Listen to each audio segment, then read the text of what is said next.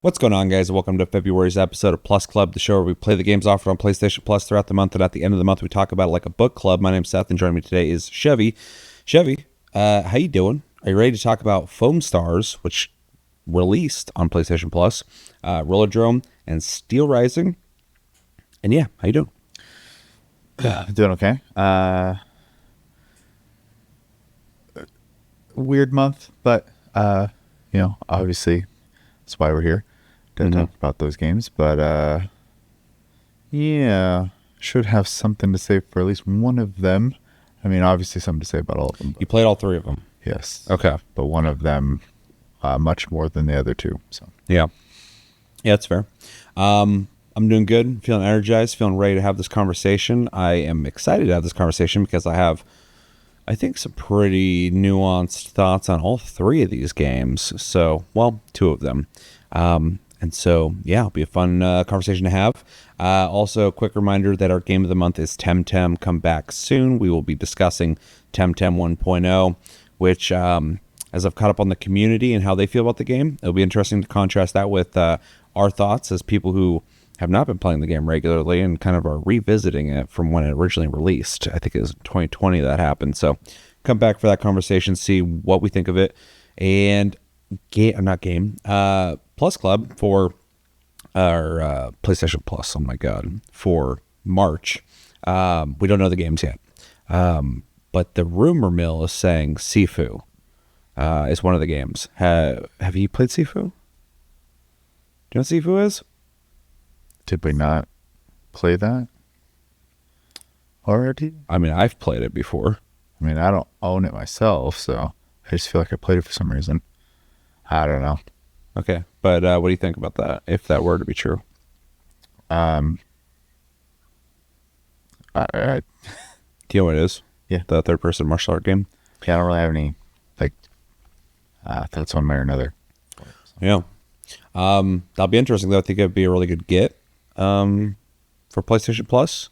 I don't think we've gotten it before on PlayStation Plus. Because I played it via Sarah. She bought it, and that's how I played it. So, yeah. We'll find out, though. I believe technically today they're going to be announcing it, but as of right now, they haven't. So, with all that, let's jump into games that we did play, and those games were Foamstars, Rollerdrome, and Steelrising. I think we should probably start with Rollerdrome. If you didn't get a chance to play Rollerdrome, it is a third-person rollerblading arena shooter where you go into arenas that are set up basically just like a Tony Hawk skate park in the original Tony Hawk games, where you have to go through trials of shooting enemies, surviving enemies, going through waves of them, while also completing a checklist similar to Tony Hawk, where as you complete those check marks, you are able to move on further and further into the levels the game offers. It has like 4 tiers of levels. As far as I saw, I don't know if there's more after that. I can get past the 4 tiers of it. But yeah, the game has dual pistols, grenade launcher, railgun, shotgun, bullet time. You can slow down and aim at people and shoot them. You're doing tricks to basically get ammo for your guns. And yeah, just shooting everything in sight until you finish everything off. We both played it. Let's jump into your impressions of Rollerdrome in February. Okay. Pretty cut and dry game, so it's going to be hard for me to have any deep thoughts on it. But for the most part, Pretty straightforward. obviously initially you're kind of introduced by the way the game looks, which I think it has a very unique look to it, which is probably good because it's a very niche game to anyway. So anything you could do to stand out is going to be important. I also think the concept overall is kind of a neat concept, and I did think it played pretty well. I didn't really have to worry about the controls or anything like that too much. It played and did exactly as it instructed. The way, what word am I looking for? I'm not sure what word I'm looking for here, but I didn't have any issues picking it up and getting into it. So that was good. I feel like The slow-mo makes it a little easy at times, but I mean, it's not a big deal. The also the concept of like doing tricks to like get more ammo back was a fun twist on it as well. Kind of forces you to do tricks and stuff while also dodging and taking out enemies. My only problem I think with the game is it's fun for about an hour, and then I'm just kind of done. I got the gist, and I'm just not really interested in continuing it because I don't think it really scratches a need I have. But I don't think it's a bad game, so it's kind of hard to. I don't want to be like harsh on it because I didn't actually like dislike it. I just don't care either. So I don't know. Yeah. I agree with the art style. This game doesn't translate well in trailers. The concept does, but the gameplay itself doesn't, because I remember seeing the art style in the trailers and I was like, that's a little minimal looking.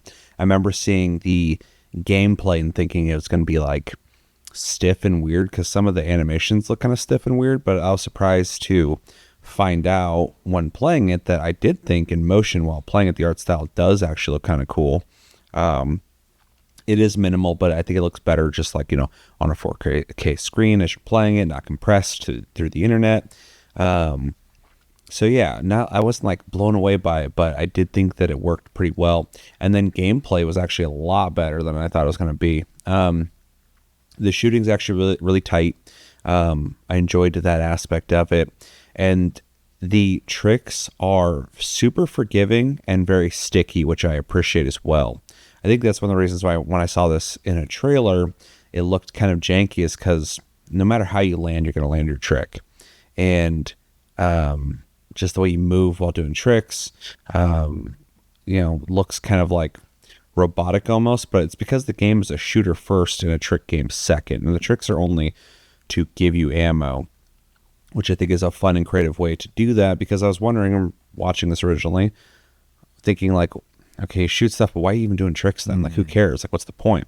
And there is a point. It's part of the gameplay. So it clicked for me right in the tutorial on like, oh, okay, I get it. That's why you're doing all this.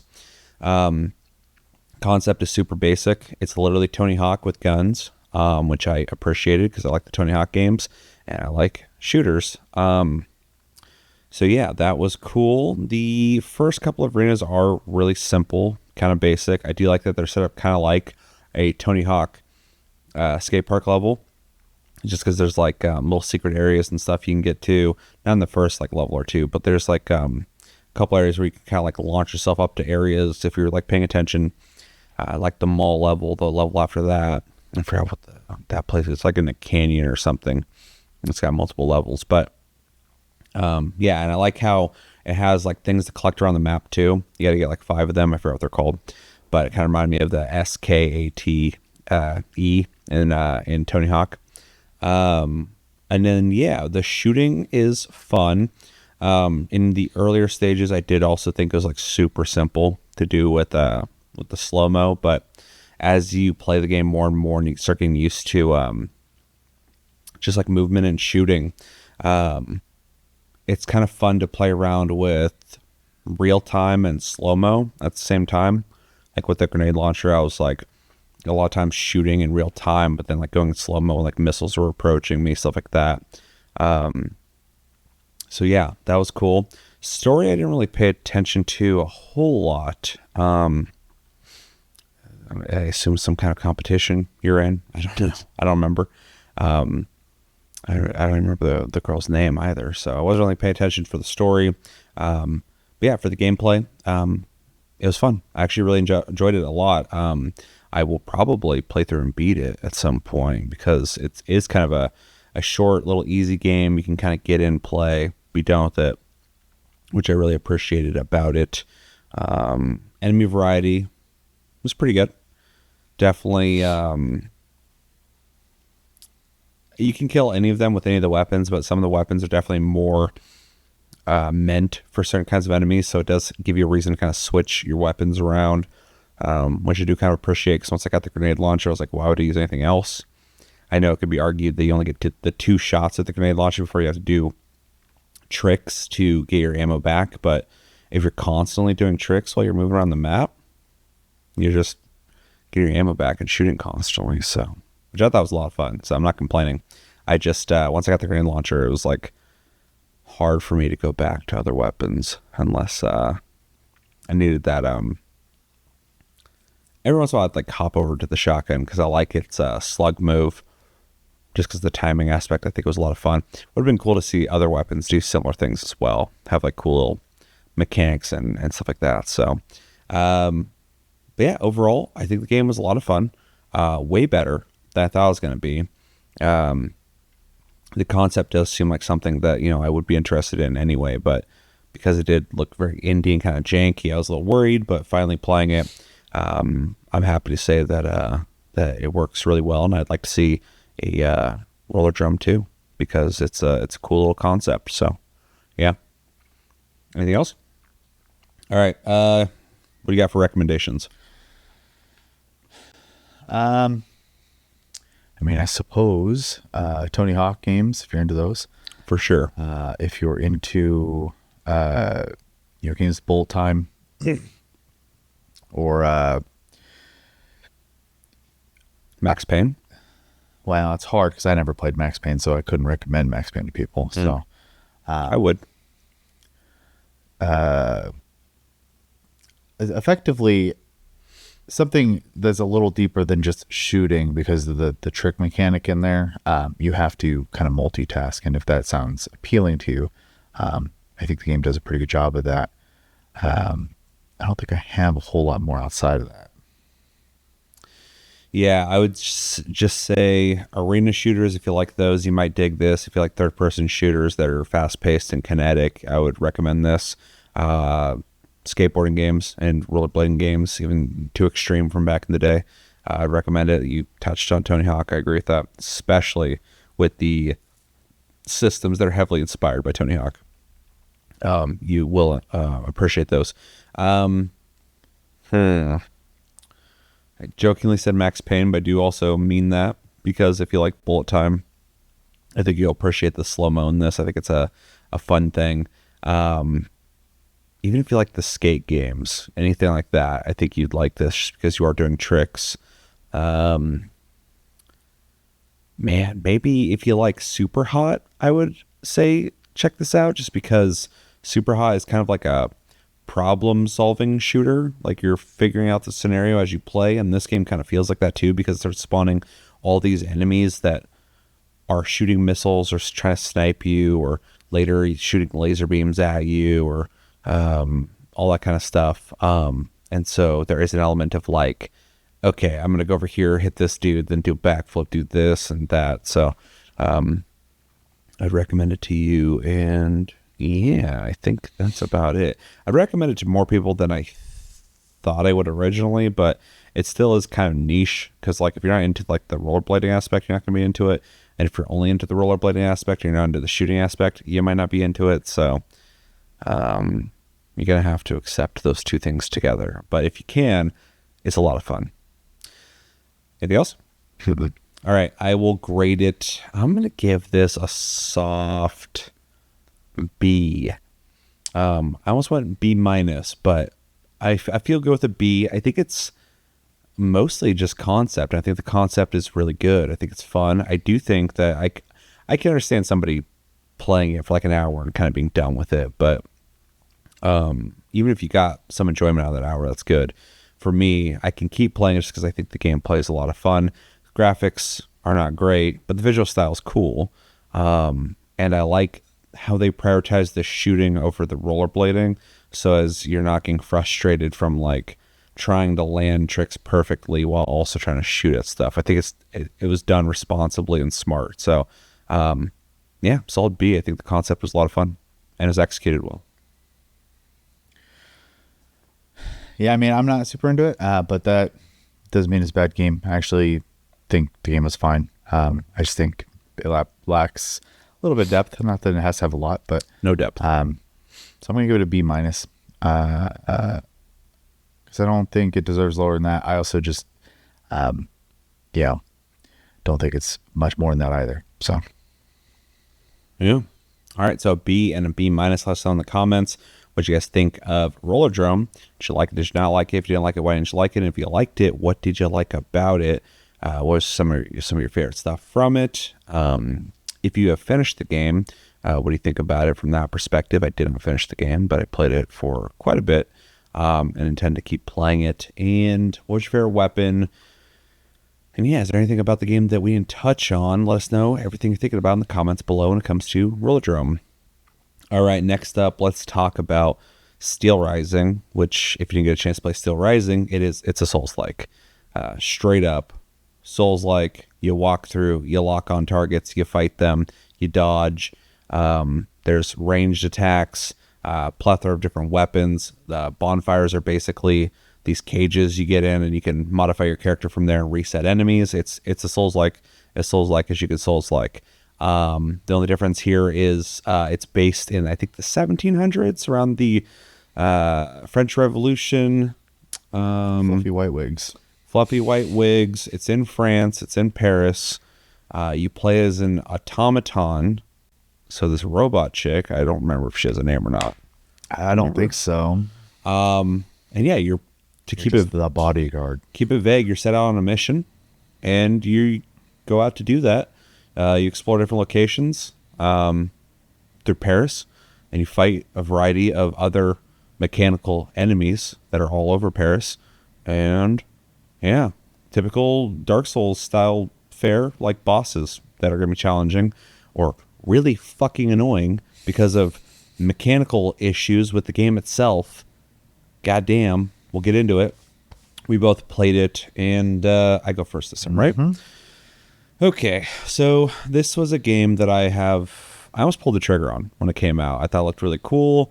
I like Souls-like games. I have been waiting for Spiders, which is the dev, to create something that really finally nails it, because every time I play a game by them, it always has great intentions and cool ideas, but doesn't quite nail the gameplay. What else they made? Oh my god, I can't remember the name of it. We played it though. It was like an RPG. It was on PlayStation Plus. I think I know which one. I think it was open world. You could run around. Yeah. I think I can't remember the name of it. I don't know, but I think I recall now. It was also old school. Yeah. Old timey. Sarah also played that one. She played both these and was playing them for a while there, regardless of PlayStation Plus. Let me know in the comments if you guys remember the name of that game, because that's going to drive me crazy, because I could see it. I could see when we played it. But anyway, I've been waiting for them to nail a game, because I feel like there's a lot of potential here. Kind of like when CD Projekt Red made the first Witcher game. You play that and you're like, you ain't quite nail it, but there's potential here. And even The Witcher 2, you're like, you're almost there, and then Witcher 3 nailed it. So I'm kind of waiting for Spiders to have that moment. And I don't think this is quite it, but this is their most confident game they've made, in my opinion. Because basically it's a fucking Souls game, and it does most of the Souls stuff pretty well, which I was happy with as I played it. First off, I think the aesthetic is really cool. I like history. I like French stuff. So it's kind of perfect for me. I kind of like the setting in the beginning being really brief and kind of to the point of these automatons are basically taking over, keeping some people, keep it vague, imprisoned, and you're the only automaton that's willing to listen to them. So they send you out on a mission basically to figure something out, and you do that. You even get to make your character a little bit, which I kind of appreciated. It's not super in depth, but you're a robot, so I don't really care too much. But yeah, you also get to pick a class in the beginning. I picked the one that I think was strength and endurance or agility based. I don't remember. You start with a polearm, and that is interesting as well, because it's in her arm. It comes out when she attacks and then goes back in. So that was kind of interesting. Combat is almost good. I think the dodge is really good, almost too good. It's probably good that Dark Souls type games typically don't have dodges this good, because it's super responsive and fast as hell. So it makes Bloodborne blush. when someone swings at you, you're just like out of the way instantly. And it's really nice. But at the same time, I'm like, their AI is already not that great in this game. And my AI is much better than theirs. So the dodging, I really like. But the combat itself feels kind of sticky and clunky and doesn't feel super impactful until you knock people down, which I appreciate. I like when I hit somebody and they fall on the ground, I keep hitting them. But other times when you're hitting them, it kind of feels like you're not really, I don't know, it doesn't have a satisfying impact feeling when you're hitting enemies. And a lot of times, and I guess you're an automaton, so are they, but a lot of times you'll like commit to a second hit or something and they'll swing after you've already swung and you hit them first, but then they hit you afterwards. And it's like, it would be cool to see an interrupt every once in a while outside of when you knock them down. So that wasn't as satisfying. But otherwise, combat was fine. Camera problems are in this game, just like all these types of games for some reason. This one's pretty bad though. My camera's done all sorts of weird shit. It was like playing the original Silent Hill on PlayStation. Like my camera would fucking go upside down and like go through the wall and get stuck on shit. I'm just like, the camera is truly independent of my character, and for some reason has physical properties to it that it shouldn't. So, yeah, I watched somebody else talk about the game like a day ago to kind of see what people were thinking of it. Just, I was kind of curious, and obviously let us know in the comments what you think of it. And two of the videos I watched brought up the camera as well. I'm like, okay, I'm not crazy. Like, it's really weird. Like, there's this thing that the first like 5 times it happened, I was like, man, this might be like some weird thing I'm running into. But then after like the 36th time it happened, I was like, no, this is just a thing this game does. And that thing is when you walk around a corner too sharply. So you have a right angle, you start from this side and you walk, or like you hug that corner to go around. The camera will get stuck on that corner and look up into the sky. And then when it comes back down, it's not even looking the direction you're originally looking. It looks the opposite direction. So like if there's an enemy in that situation, it's very bad for me. Maybe other people aren't hugging walls, but in a game like this where I'm expecting something around the corner that could kill me, I try to stick to the wall and like run around it, and my camera would like do X game shit. It was really weird. And like I said, it happened a lot. This was not like a random thing. So definitely replicatable. I could probably could do it again and again and again. Yeah, the locations I went to in the game I thought were really cool, but again, I like history. I like France when it comes to architecture, culture, all that kind of stuff. So I really enjoyed that aspect of it. Fun thing, the first like mini boss you run into in the game, I died like twice to because of things that felt really cheap. So the first time I fought him, there was like it just said like hit triangle, and I walked in there. I did, and all of a sudden like a log popped up, and I started reading it. And as I read it, that's when the boss like showed up and attacked me.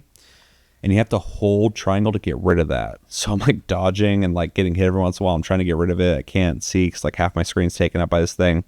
And then the second time I went in there to fight him, there's 2 automatons in that area too that got activated that I didn't see. And that became a clusterfuck. So that fight was really annoying. If you play the game, you know what I'm talking about.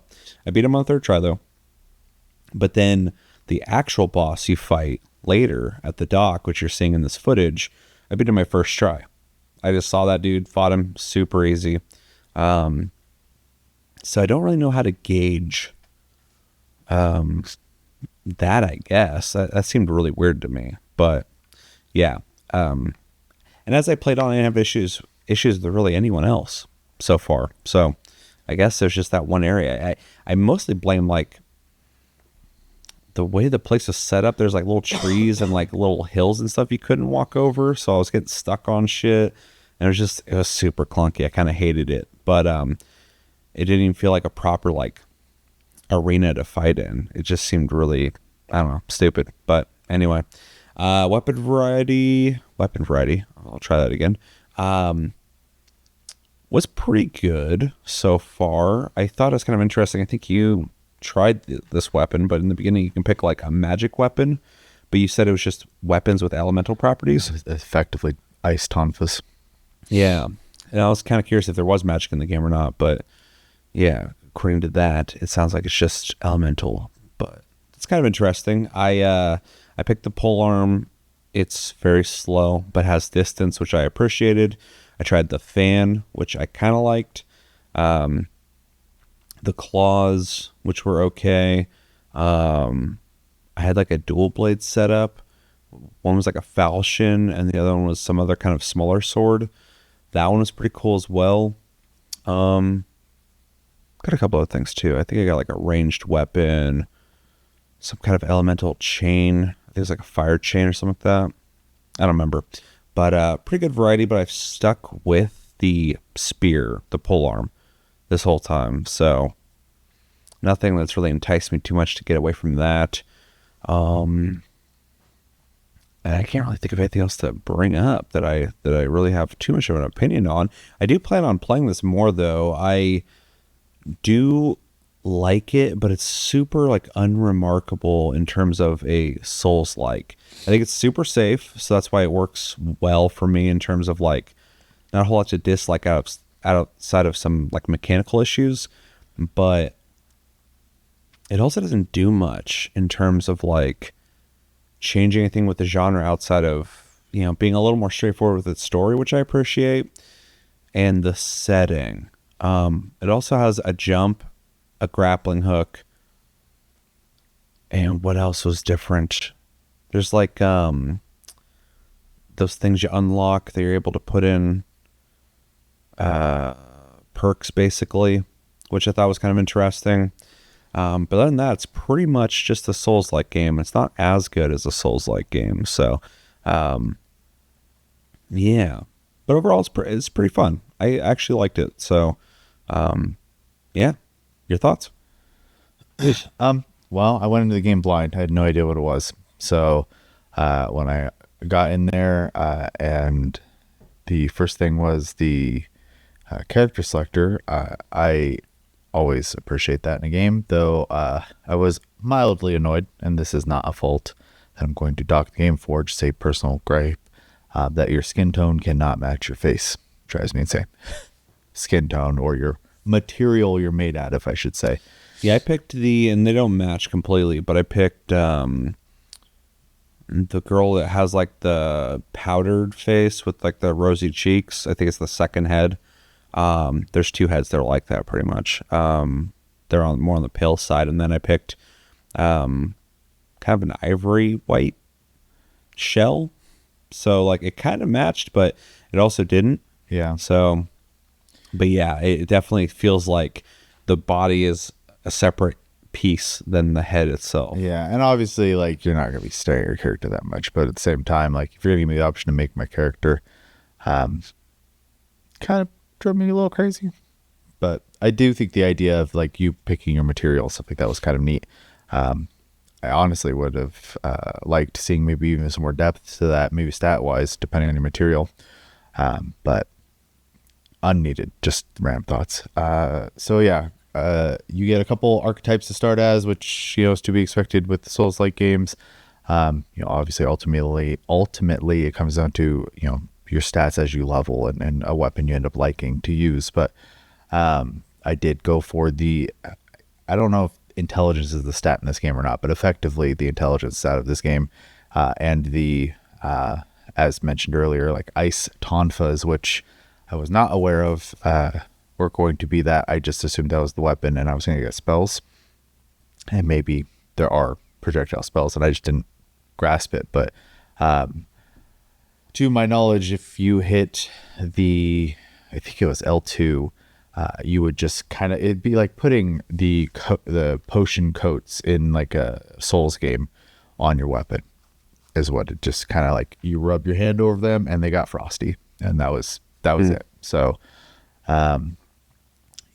when you were talking about the combat being a little, I agree with that 100%. I felt that pretty much immediately. Like, it was fine, but it also kind of felt off. It's kind of hard to put my finger on. But, you know, once I got used to the the way it functioned, combat was fine. I just kind of at first had kind of noticed it felt a little weird. One thing about combat too that I want to kind of throw out there for anybody listening that can maybe answer this for me, I guess I could Google it if I really want to know, but you have a gun in the game that you can shoot while fighting, and it does almost no damage. It's like so fucking weak. And maybe I missed a tutorial thing that pops up that describes what it's for, but like, is there a use for that outside of just damage, or is it like a counter? I don't know, because like you have a limited amount of shots. You can recharge that with I forgot what it's called, but you get this thing and you can make more bullets. But yeah, I would shoot people every once in a while, and it would like take like nothing from their health. I'm like, what's the point of this thing? It's like limited ammo, so it's like, what's the benefit of shooting somebody outside of like they barely have any health left, and you just want to like put them down from a distance? But like, I ain't run into anything like that yet. Throwing rocks in Souls games, they do like no damage too. So I don't throw rocks at anybody in Souls games, but like with like a crossbow or something, it does good damage, or a bow or whatever. I don't know. It seemed really weird. I thought maybe it was like the Bloodborne thing where like you shoot as a shield, basically. Like someone swings and you shoot them to interrupt. Quick to interrupt. But I tried that, and maybe just let me know in the comments if you know if there's something to that, unless it's just damage, in which maybe what I have just sucks. I don't know. Anyway. I did also notice that their version of a sneak attack, I believe, is kind of like, at least, and maybe it's weapon dependent, I don't know, but I noticed when I would get like close enough, the cursor would turn red, I could hold the button, and I would slide in and do this like uppercut or upward kick or whatever it was, and it would just take them out. But it seemed like really, like the distance was pretty long on it. Like you didn't have to get very close, which was kind of weird as well. It felt like easy. I don't know. I loved that because in Souls games, they're not stealth games. So like it has a really simple system of if they're not looking at you, you can sneak attack them. We have to be like chest to back to do it. And in this game, it's like, yeah, if you got the drop on them, why wouldn't you just launch into attack and kill them quickly? And they did that. It doesn't feel great, but I like it. Like that I can initiate the attack, not being like right against them. Also, if you lock onto them, you can push the stick as far as you want, and you'll move faster than a walk, but you will still remain undetected, which I appreciate as well. You don't have to slowly walk at them from behind and slowly catch up. You can actually like kind of shimmy up behind them and take them out pretty quick. So it doesn't have like advanced stealth systems, but it has, I guess, just nice systems for you as the player to use in the right situation. Here. Man, I don't know if I have a whole lot. It was pretty standard for the type of game it was. The first mini boss I also had some issues with. Mostly at first, I just didn't know what I was running into, and I literally just kind of ran right at it. So that wasn't very good. And then the second time, I definitely think the map was a weird design as well in that area. I didn't run into an issue of getting the two add-ons happen. Yeah, as soon as you walk into the right, there's this old shack that's broken down, and the first time I went in there, I killed him. Second time, I forgot I was there. And then if you walk past the boss and to the left in the bushes, there's another automaton. And while I was dodging around the second time, they both got activated. And even though fighting them is very easy, while the main guy is just chasing around shooting at me and shit, I'm just like, okay, this is really dumb. And I was also underpowered. So Yeah. what'd you think of the graphics, visual aesthetic, setting, weapons? You only tried the one weapon? I did only try Okay. one weapon, yeah. Did you like it? It was fine. I mean, it was basically just, a pretty standard normal and heavy swing. I didn't notice a dropping swing. I jumped off an edge a couple times trying to do that. Maybe I was just doing it wrong, but you just kind of fall in that swing. So, and then the ability to add frost was a little underwhelming, but that's not necessarily the game's fault as much as I was kind of hoping for spells. The graphics are fine. The visual style does nothing for me. I don't really care about the time era and setting of it. So I think the idea of you being effectively a robot is an interesting idea. But yeah, I don't know. It was fine. I don't really have any strong likes or dislikes. Just some small little nitpicks here and there, some small appreciations here and there. I do think for what it is, it felt fine enough. So. Yeah. Anything else? No. Nothing? All right, let's jump into recommendations. An easy recommendation. I'm all over the place. Souls-likes. If you like Souls-like games, Dark Souls, Bloodborne, Elden Ring, the plethora of games out there like that, this is an easy recommendation. It's not as good as those games, but it's better than a lot of the other clones out there as well. Like, there's a lot of games now in this genre, and there's definitely the good, the bad ones, and the acceptable ones. I would kind of put in the same range as like, oh man, what's the anime one?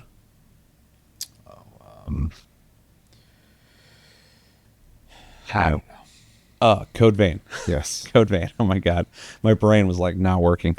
It's kind of like Code Vein in my opinion, in terms of like, it's good enough to play. It's just not like a great Souls-like either. So if it had multiplayer, that'd be really cool, because I don't think it does. If it does, let me know. If you like historical games, like that kind of transport you to different eras in time, and you like action games, I think it would be worth playing, because it is kind of neat to run around during that era.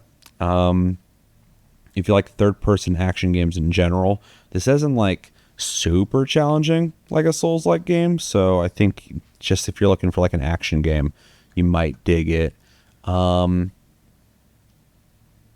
don't know if I can really... If you like boss battles, if you're somebody who likes the idea of like, you run to a boss, it's going to be challenging, you got to beat it, check it out. But it is just a Souls-like and a very unashamed attempt at a Souls-like game. So if you're not into that genre, I don't think this is going to change your mind. But it's not as hard, so maybe it'll be a more accessible one for you. So yeah, do you have anything to add? I don't think so. I mean, it's a Souls-like game that's French, so. Yep. All right, grade it. I think I'll be on the nicer side. I'll give it a B. I think it's fine. I don't love it, but I also don't really have any huge complaints, other than like, I think combat feels a little weird. But that's pretty much it. And I think you can get used to that just fine. So yeah, I think B, sir. Yeah. I also am going to give it a B. I was thinking B minus, but I don't know. I like it. There's a couple things about it, like the camera, that it's not even game breaking for me, but like it's just weird. And the combat could be a little better. But outside of that, I don't really have much to complain about. It's just like not as solid as it could be. Otherwise, I'd probably grade it even higher. But it's pretty solid. It's pretty good. And I still got plenty of game to play, so that grade could go up the further I play into it. But as of right now, I'm liking it. So yeah, B. Easy B. All right. Unless you have anything else to say, let us know in the comments what you guys think of Steelrising. Do you like it? Do you not like it? And what do you like about it? How do you feel about it when it comes to Souls-like games? And if you've beaten it, what do you think about it without any spoilers? Is it worth playing through? And if you guys remember the other Spiders game or any of the Spiders games, let me know in the comments below. I know they made like a Technomancer game at one point. What's the other fucking games? Let me know in the comments. I'm not gonna waste time on it. Let me know everything you think in the comments below when it comes to Steelrising. Last game we played in February was Foamstars, which is I almost said free to play, but I don't think it is. It was just free for us. It's a 4v4. Is that a name for the genre? I don't think so. Foam shooting game in a very similar and heavily inspired vein as Splatoon. Instead of paint, though, you are spraying foam, and the foam can be stacked into piles as you spray more and more. But basically has the same principles of like, you move fast in your foam, you move slow in the other team's foam, and vice versa.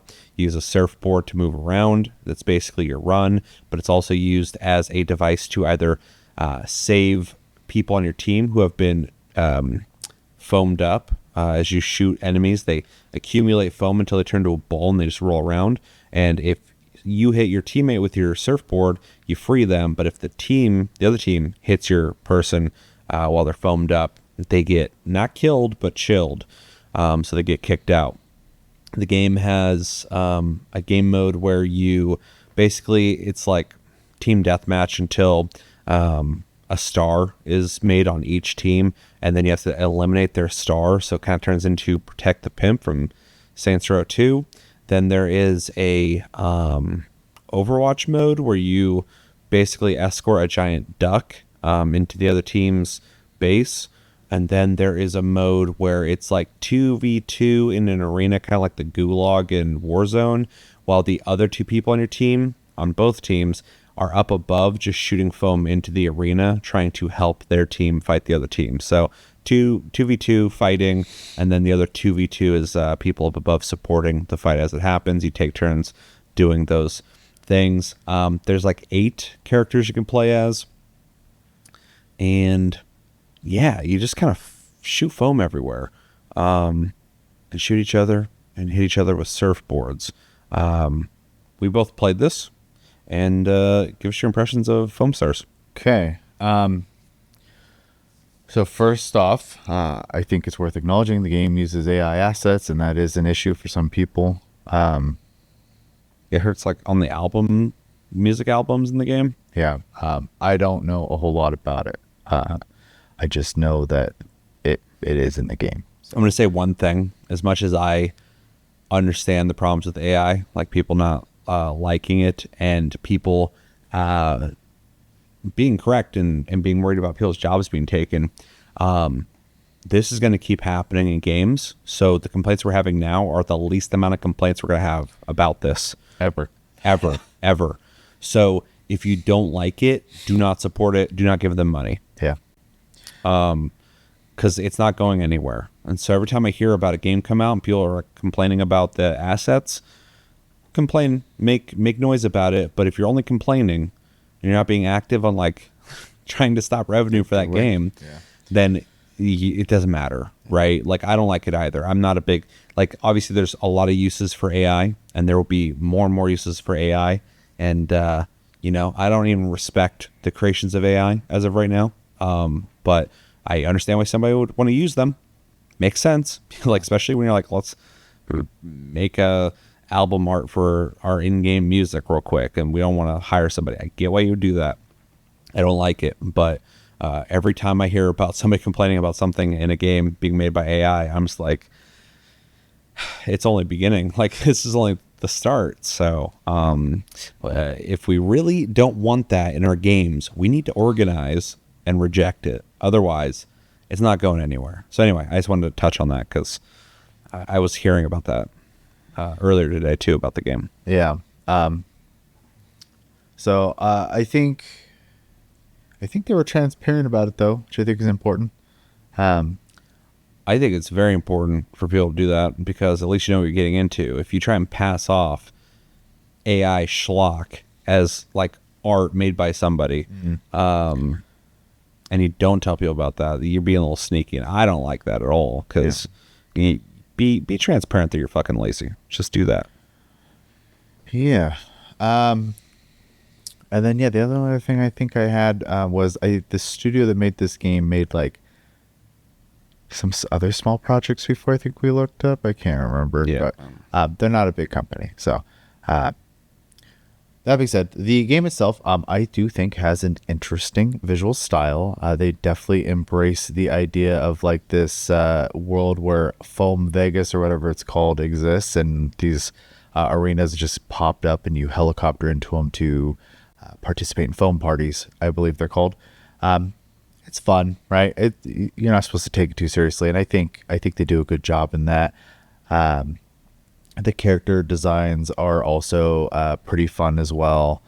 A little generic, but yeah, they're fun. And they all have like their own little themes going on. They'll have their own weapons, which I didn't know going into it, and that was fun to kind of to go through an experiment, figure out which characters I liked, which weapons I liked, and then also coming to realize that just like using them in the practice part of your hub, which I'll get more into that in a second, versus using them in practice and in different game modes is a completely different experience. So a little more in depth than I was expecting it to be honest.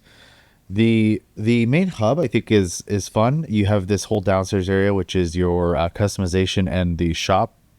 Though I'm going to call them out right now. The shop is awful, to say the least. There's nothing in there, not a thing that you can get in game. It's all cash. So fuck that. And the season pass has one of the 2 unlockable characters in it. And they announced season 2, I believe, yesterday, which is also going to come with the character. So this is just the game plan.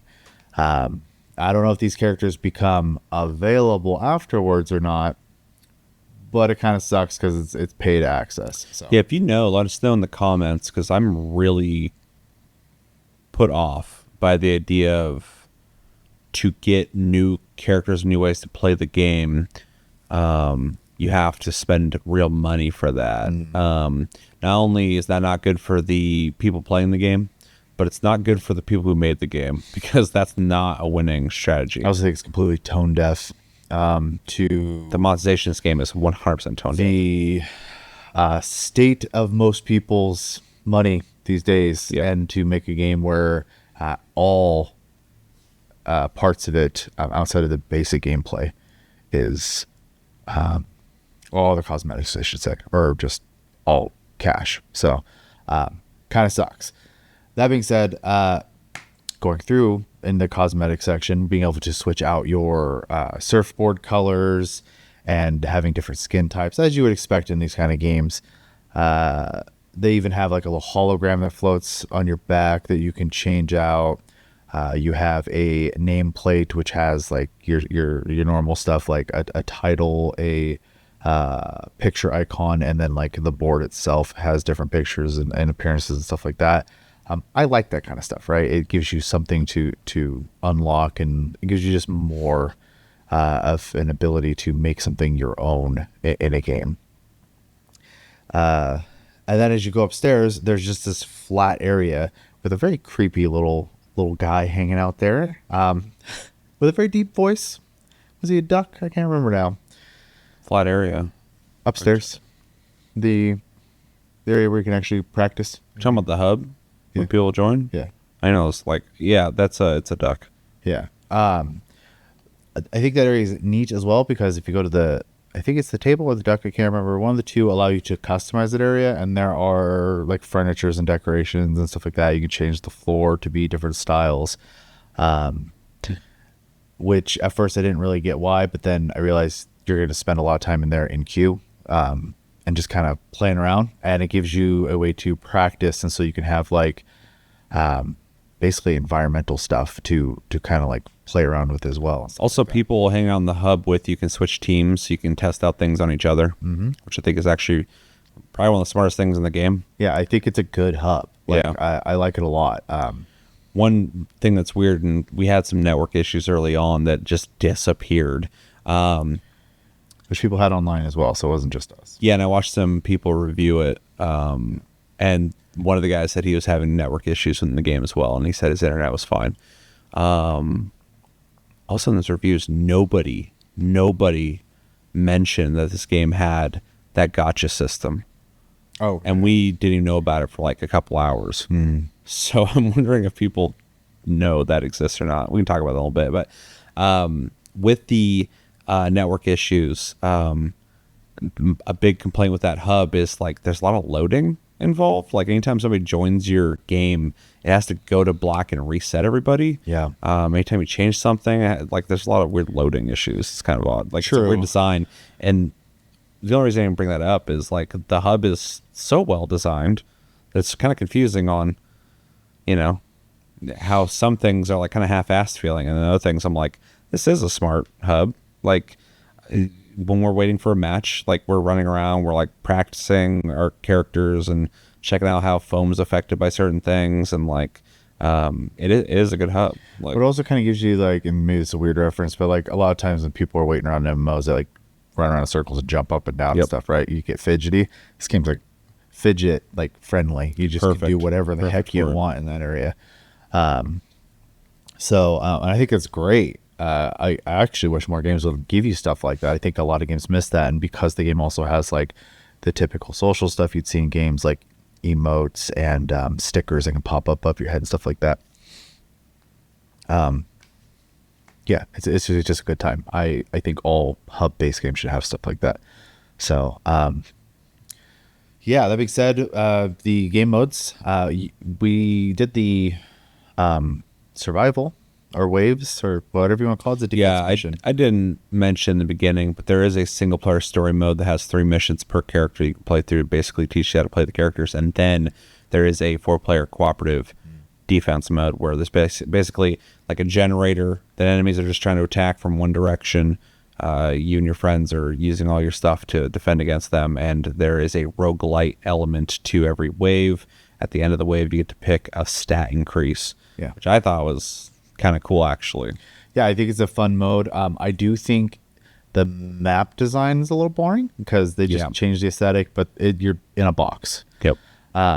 So it's very basic. Hopefully if the game, continues on for a while, they add some more maps, maybe some like spirals, multi-directional tunnels, something to make it a little more interesting in that regard. I was thinking you could have like the defense point in a center in like a circle, and then have the 4 like hallways basically, and then you'd have to run back and forth, make you think a little harder. I think it'd be fun, especially for people who play a lot. They're going to get really good at defending from one angle. So yeah, and there is 2 difficulties. There's normal and there's hard. So but overall I think the game mode's fun, and they have a lot of variances of types of enemies that you have to deal with while you're doing it. I didn't think it was like super hard. In fact, I don't think we lost once. But it was enough to keep you engaged, which I think is kind of important when you're doing this kind of stuff. So and then the multiplayer having multiple modes and their own twist on all of them, which was fun. So in fact, the most boring mode for me was the payload mode, because it is literally just a payload that functions pretty much the way it does in any game that has this mode, with the slight difference of you have to be physically on the payload and not just next to it. But it's the same mode. I could never play that mode again and be fine. So I think I agree with that. Creatively wise, I think the 2v2 with the 2 support people was the most creative mode. I thought that was a very cool idea. The only thing I don't like about it is it feels like it goes by really fast. So, I kind of like that it goes quick. Yeah, I just wish it was a little longer, because it basically comes down to one pair gets to go twice and the other pair only gets to go once usually. And I think it could be tweaked a little bit to, at the very least, make it to where people get to play a little bit more per match. What's the best out of 3, right? Yes. Yeah, so I feel like if you go back and forth, if everybody's switching off, but it does seem like if you win twice, you just win. So, yeah, it does seem like only one pair gets to go in there, really. And sometimes they'll like repeat the same people. Yep. I don't know why it's doing that. Yeah, it's I don't know, I feel like it needs a little bit of tweaking, but otherwise I think it's a cool mode. It is definitely the most creative mode in the game, and I almost would like to see something like that in other games. Obviously, you wouldn't have the foam in most other games, but the idea of your team being thrown into like a 2v2 while other people can support in some way, I think it's kind of neat. The only other game that I can think of that's kind of like it is like Party Animals. When you're spectating, when you're dead, you can throw like bananas and bombs and shit in, which I think is kind of neat as well, because it gives you something to do while you watch. Yeah. But yeah, it's kind of a cool thing I'd like to see more people explore. Yeah, it's fun for sure. And then basically it's an arena mode, but after 7 chills, someone gets the star, and then the match will go on until that star person is out. They are basically the end goal. So we did have a couple matches that both the star people were just like really good at surviving, and it was basically like overtime that lasted forever, which was stressful in a good way. But the mode's pretty straightforward in that regard. I think what makes it a little more fun is because you do have to basically confirm your saves and your kills, essentially. Because just foaming someone up doesn't matter. You have to like get rid of them. And I think that a little extra element of having to like pay attention to get those like final hits in is a little more engaging. I also think it's neat that because of the way the foam piles up and stuff like that, you can make some temporary defenses to kind of like get away for a second too. They overall, just shorten this up a little bit. I think the game is fun. It has a lot of cool ideas, and I think it could be a very long-lasting game. I think though their monetization structure is going to kill the game, just right off the bat. But they already have season 2 coming out. So they have like a game plan in that regard. And if they were going to release seasons that quickly, that means content's coming out often for them. It just sucks that you're probably going to get like 5 free items. The rest are all premium. So, because the battle pass is like 41. It's 41, yeah. And in that one play session that we did, I got to like 20 something. Yeah, so it goes quick. It would go quick. You could definitely get through that pass pretty fast. And there's some free stuff in there, but I guess the battle pass is on like $6 as well. But like, I really, really fucking hate that one of the characters is in there. It shouldn't be in there. That seems really predatory. Yeah. So I'll save it for recommendations. Never mind. All right. Anything else? No. Overall, I liked this game, but I think it has some pretty big issues. And I honestly, if I'm being honest right now, I think the game's kind of DOA. I think it's kind of dead on arrival at this point already. I can see it just failing already. And so my concern was when we first started playing it was like, is it so heavily monetized because they know it's not going to last long? So they're trying to get as much money out of it as they can right now. I don't know. Time will tell. But it definitely is taking a note from the finals in terms of its monetization. I think it's way worse than the finals, but the finals is also a fantastic game that I really love, that its monetization is fucking goofy and they need to rethink it because that will kill their game, just like this game is worse, and I think it will kill the game. So without driving that home too much more, because we already talked about it, I'm a big fan of competitive games, big fan of shooters, stuff like that. So I was curious about this. I've never played Splatoon. I've been curious about it, and I've heard it's great, but I've never met a person in my life who's played Splatoon or talked about playing Splatoon. Maybe someone I know has played Splatoon but just doesn't talk about it. I don't know, but I assume they're good because they've made 3 of them, I think.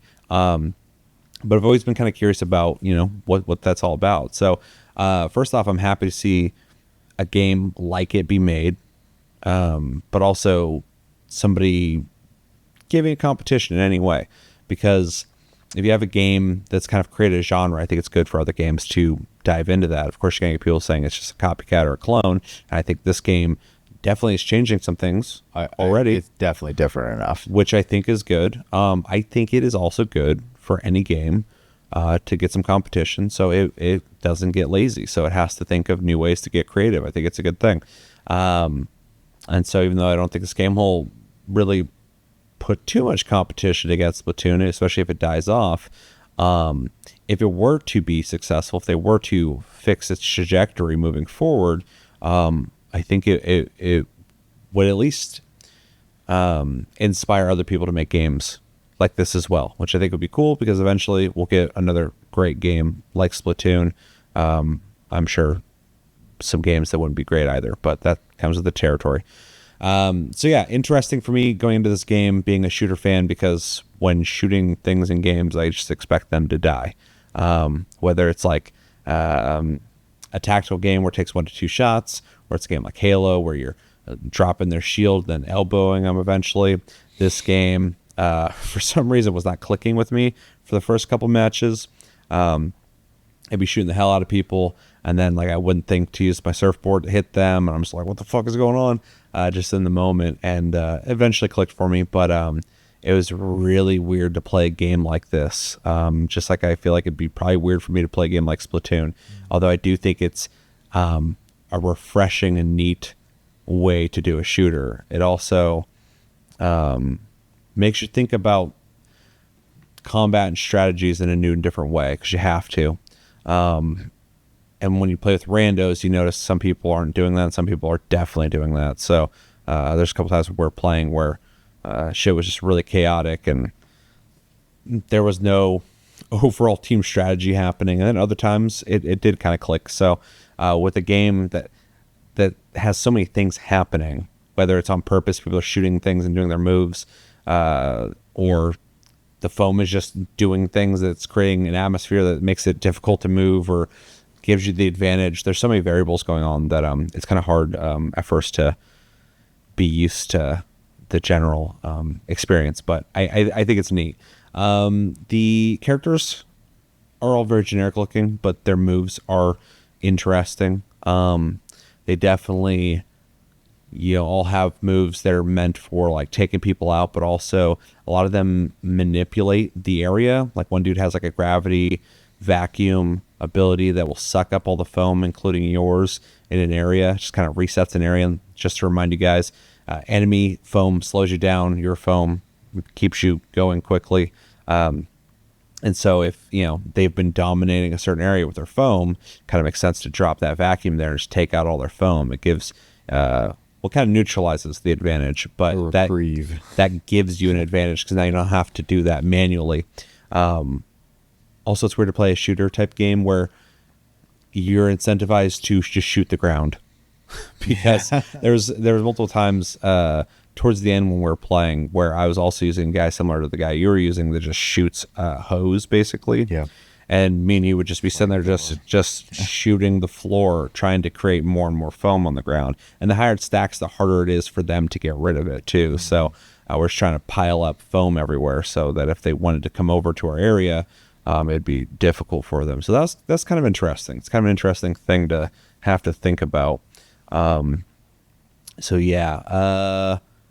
have people though that shoot like 3-round burst foam, people who shoot like machine gun foam, flamethrowers that shoot like a constant stream of foam. There's shotguns that shoot like 3 chunks of foam horizontally. Then people who can you can hold to charge and shoot a grenade that blows up foam. Really interesting stuff going on there. I was kind of impressed with basically the game dynamic and also how every character had abilities that affected the arena's dynamic when it came to the foam. In fact, I'm really impressed with the foam tech in general, which sounds really weird, and you're probably not going to hear that in a lot of reviews, but that there's so much foam happening in different ways, piling up in different areas and getting taken away and changing constantly. I'm just like, man, this is a genre. I guess Splatoon is on Switch, but it's also not piling. But I'm like, this is a genre that could not exist on prior console generations, probably. You need fast reading and processing to be processing all of those physics at once. This game is on PS4 though. Yeah, so like PS3 and before, I would assume it probably wouldn't run very well on. But yeah, pretty crazy that it even does that. There's a gotcha mechanic in the game that, as I said earlier, nobody talks about in the reviews. So I'm wondering if they even knew it was in the game, because I didn't even know for a while until we were all looking at our characters and changing out our cosmetics and stuff. And at the very bottom, I forgot what it's called, but there's essentially 3 slots, and you have to unlock those 3 slots. But when you do, there's a currency you get that From leveling. the first slot you only spend one of the currencies, second slot 2, third slot 3. But every time you spend money in one of the slots, it basically rolls a random graded perk, and so like E through S, I think it was. And so you just keep re-rolling. It's like some of them are like walk through enemy foam faster, level E to S. Recovery from foam. So if someone shoots you with foam, it comes off you faster, so you don't build up and get chilled. All sorts of stuff like that. So there was a whole process of us kind of going through those 3 slots and just re-rolling to try and get basically A's and S's on things, for things that we wanted. It also tells you what's even available too, which is nice. So you're not just kind of shooting in the dark.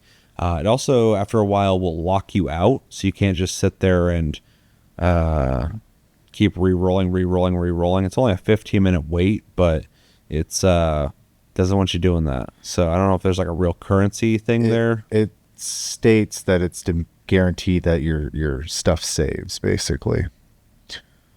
So I think maybe through some testing they found out if you do it too much, like the server can't save the information fast enough or something. I don't know, but there's a warning to say, to guarantee that your stuff is saved, we're putting you on a cooldown for a moment.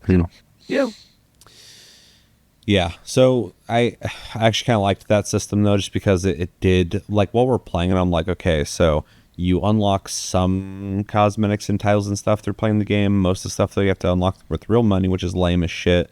I hate that. So you just play this for fun. It's pretty fun, but that's it. And then we found out that there were like actually perks and stuff. And I'm like, okay, that adds like some depth to it. That's cool. Also gives you something to do during queue as well. So. Yep. So yeah, overall, I thought the game was pretty fun. Definitely not my genre, but it was fun to kind of explore that. I would like to see this game survive and thrive, but they're going to have to make some changes for that to happen, because I do not see this game surviving past a year in its current state. Reasons being, and these will be my complaints on the game, there's only 3 game modes. 2 of those game modes are on rotation every hour. So there's only 2 game modes at any given time that you can play. Not a whole lot of variety there. And the variety is pretty slim. Only 3 game modes. Only one of them I think is like super creative. The other 2 are like fine. The team deathmatch makes sense. You need a team deathmatch. And I think it is cool there's that star system, because it kind of randomizes, like, somebody has to reprioritize what they're doing, which I kind of think is interesting.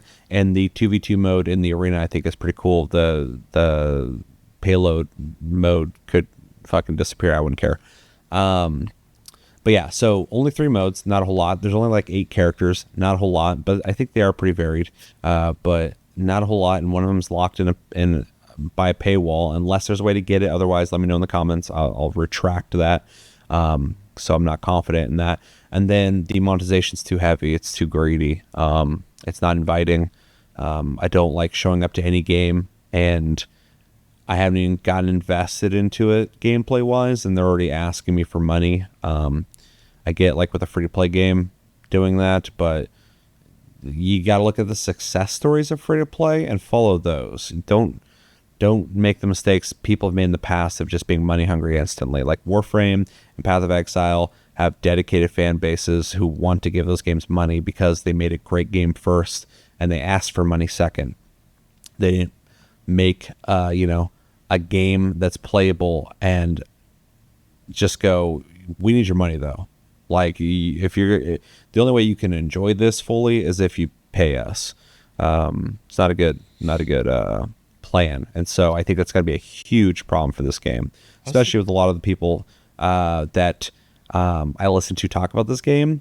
Every single one of them talked about the monetization, and every single one of them said that they do not see playing this game long term.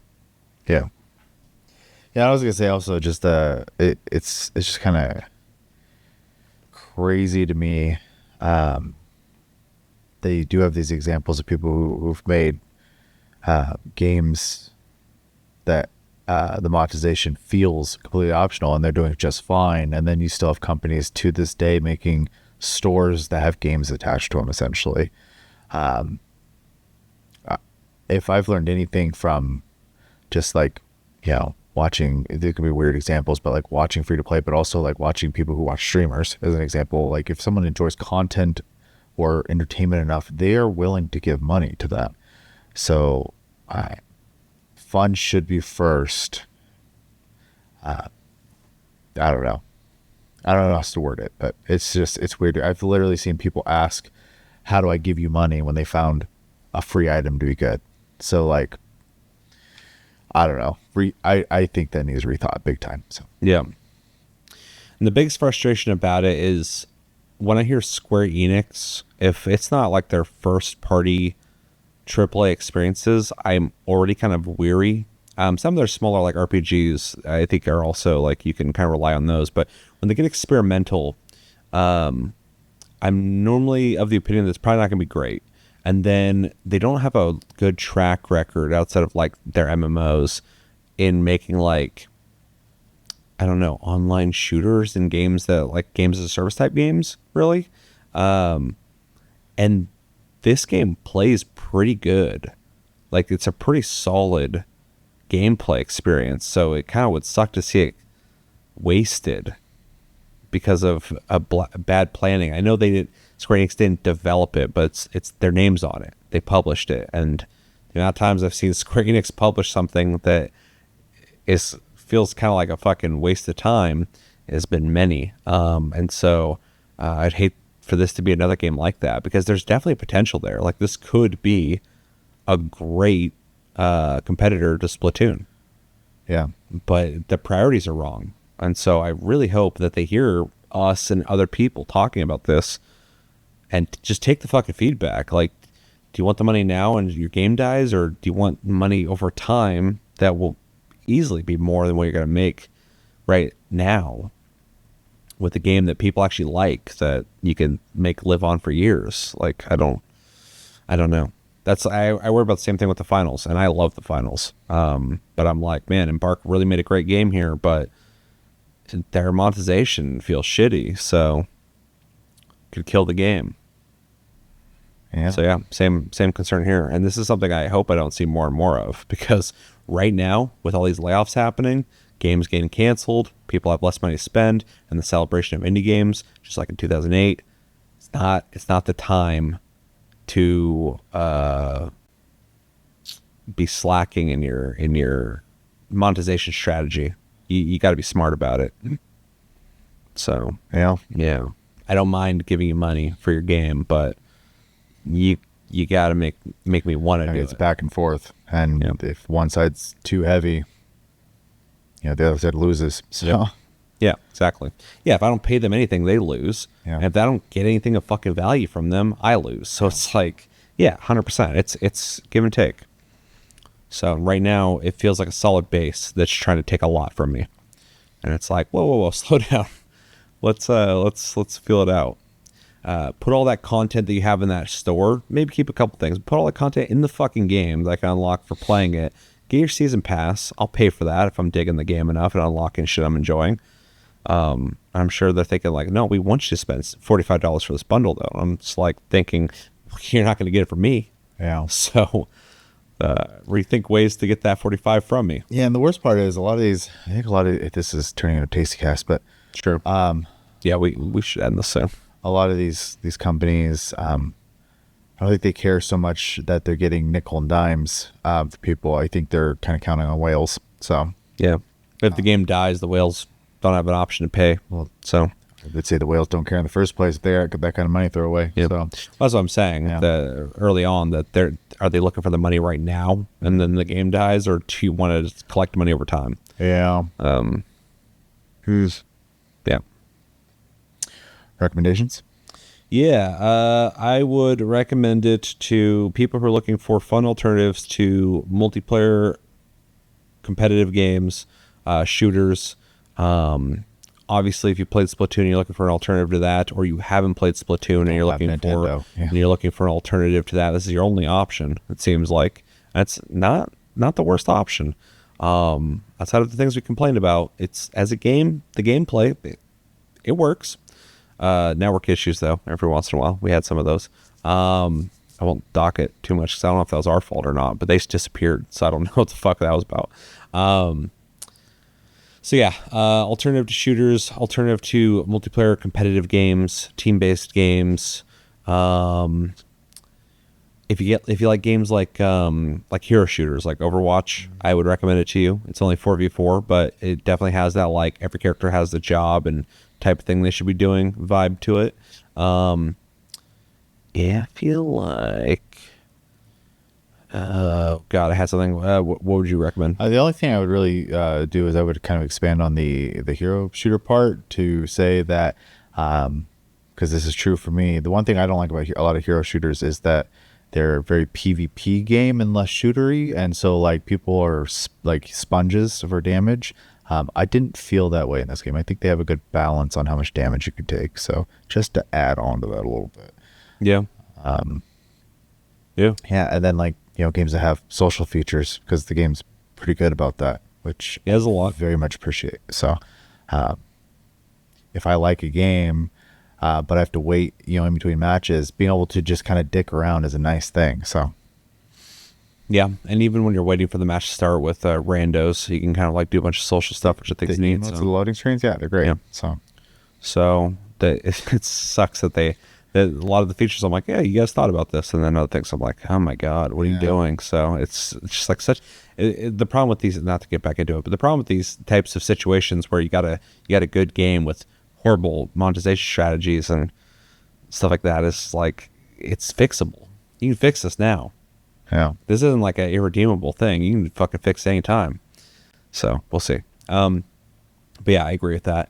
I don't think I have anything else to add. It's pretty straightforward. If you don't like if you don't like shooters, you probably won't like this. Even though it's not a traditional COD like shooter, it is a game where you are going to have to compete against other people and have to aim at them and shoot. I mean, there are other tasks you can do, like paint everything, but you won't be super useful to your team if you're only doing that. I mean, you could do the co-op mode. Yeah, and then that was the last thing I was going to say that I forgot to say is if you like cooperative horde defense modes, it has a small one. It's pretty fun. You can level. But it is there. And yeah, you can level from it. I really like the roguelite element to it. That makes it more interesting for me. Yeah. So yeah, kind of a, not quite a tower defense, but you're kind of defending a core. So yeah, if that sounds interesting, I'd recommend it to you. Anything else? Who started their impressions? You? Me. Okay, so I'm gonna, I'm gonna grade it a fucking super soft light C. I also want to give it a C minus. The reason I'm giving it that, I think the gameplay itself is like B. But I really don't like the progression. I really don't like how money hungry it feels. And it does kind of lack content, especially in its game modes. It's very like repetitive feeling after a while. And the network issues, which wasn't like a huge deal, but there was some really weird shit going on there for a second. Some things just kind of feel sloppy too. Like when people load in, it has to like go to a black screen and you have to wait a couple seconds. In a modern game and console feels really archaic. Especially because like Helldivers, you just show up. Yeah, exactly. And Helldivers is a much better looking game with more shit going on. So yeah, I'm trying to be as fair as possible because I don't think it necessarily fails at anything except for its monetization, but that's not the core gameplay. That's my problem with the people who made the game and are expecting something from me. But the game itself and everything about it and the negatives, positives, yeah, it's a C. I did think C minus, but I think it's a little too harsh. I do think it passes. I would like to give it higher, and I think I would if they address some of the issues in the game, because there is a solid B game being cluttered by the foam of terrible prioritizations or priorities. There you go. I think if the cash shop wasn't there, the rest of the problems I have with the game are all completely forgivable. And honestly, I just kind of don't care about them that much. So I would, in that situation, give it a B plus. I think the game is fun. And to actually go back to recommendations, because I forgot I did have something I wanted to bring up, was I do think that you should try this game, and if you like it, you should play it to keep it alive, but I would not participate in the money systems, just to kind of show them, hey, like, the game's fun, but I don't want to give you money for these things. So maybe that's the wrong approach. I don't know. I do think it is a fun game and a good alternative to Splatoon for non-Nintendo players. But that cash shop is there and very prevalent, because it's like, as soon as you load in your hub, on the left side of the screen, the store's there, and it entices you to come click on it, and then it's not even like trying to hide it. It's like everything just has dollar symbols next to it, or whatever your currency is in your country. So huge turnoff. So I'm going to give it a B-. I would go lower, but I do think the game loop itself is fun. And I think most people could enjoy it. I just think, as you kind of said, the priorities need to be shuffled for longevity. I just don't think it's going to happen. No, neither. I think this game's going to die. I hope it doesn't, but I think it's gonna, because just playing it, I'm like, yeah, you guys aren't making the right decisions here. So, because I would like to return to it every once in a while and play it, but the way it's set up, I'm like, I don't think I'm gonna. Yeah. So, which kind of sucks, because it's definitely a fresh take. So it's like it didn't feel like other games I've played. So yeah, I mean, it's full of good ideas. So yeah, it's just also full of really bad ideas. Yep. So agreed. Sloppy, which is a shame. But enough of that. Anything else? Okay, dude. All right, let us know in the comments what did you guys think of, and you give it a B-. I give it a C. So okay, let us know in the comments what you guys think of Foamstars. Be honest, what you guys think of it. Did you like it? Did you not like it? If you didn't play it, when did you play it? And if you did play it, what did you like about it? What didn't you like about it? What were some standouts? What were some characters you liked playing? What were some modes you liked? What do you think about the monetization? What do you think about the gacha system that no one talks about? What do you think about the foam tech? I'm pretty impressed by it. And yeah, let us know everything you think about the comments below when it comes to all the games that we played. And I think that's going to do it. I'm Seth. This is Chevy. Thank you, Chevy, for joining me for this long discussion. Thank you guys for joining us for this. And stay tuned. We will have a Game of the Month coming out very soon for Temtem 1.0 in 2024. Is it worth playing? Find out. Until then, have a good one, guys, and take it easy.